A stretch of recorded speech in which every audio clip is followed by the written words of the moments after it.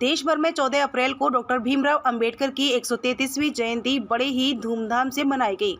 इस दौरान बाबा साहेब के अनुयायियों ने प्रभात फेरी निकालकर साथ ही सरकारी कार्यालयों में बाबा साहेब के छवि चित्र पर माल्यार्पण कर अधिकारियों ने नमन किया।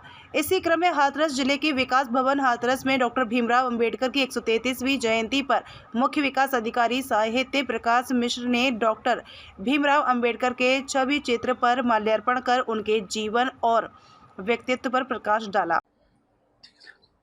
आज 14 अप्रैल को राष्ट्र निर्माता भारत रत्न परम पूज्य बाबा साहब भीमराव अंबेडकर की जन्म जयंती के अवसर पर मैं समस्त जनपद प्रदेश तथा देशवासियों को उसकी हार्दिक शुभकामनाएं देता हूं।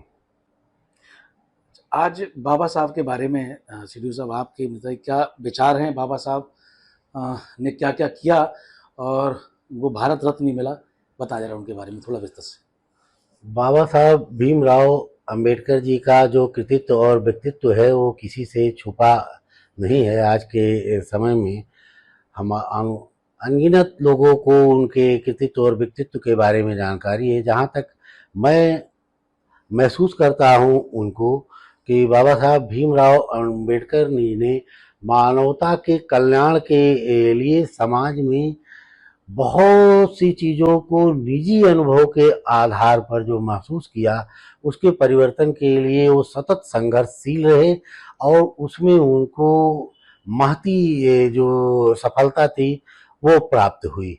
जैसे कि कोई भी समाज होता है वो अपनी विसंगतियों के कारण एक स्वस्थ वातावरण से विरत हो जाता है, जिसको उन्होंने महसूस किया। छुआछूत, जाति, धर्म के आधार पे बहुत से प्रकार के जो विसंगतियां थी उसको समाप्त करने के लिए उन्होंने आंदोलन किए और मानवता के कल्याण के लिए बहुत से काम किए। जो कि हमारा संविधान है उसमें आप प्रस्तावना से लेकर देखिए कि नीति निर्देशक तत्व और मूल कर्तव्य सब में मानव कल्याण की समानता की बात पूरी की पूरी स्पष्ट होती है।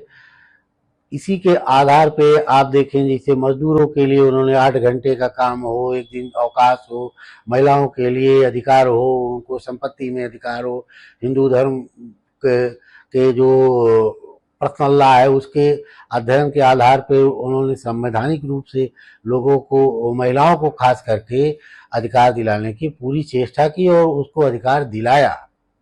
यानी उन्होंने जाति व्यवस्था के लिए या केवल एक जाति धर्म विशेष के लिए काम नहीं किया, सभी लोगों के लिए काम किया। जहाँ तक मेरा अध्ययन है और मैंने अभी तक सोचा समझा, बाबा साहब भीमराव अंबेडकर के पूरे वाग्मय में कहीं भी जातिगत आधारित क्रियाकलाप या आंदोलन उनका ऐसा नहीं है।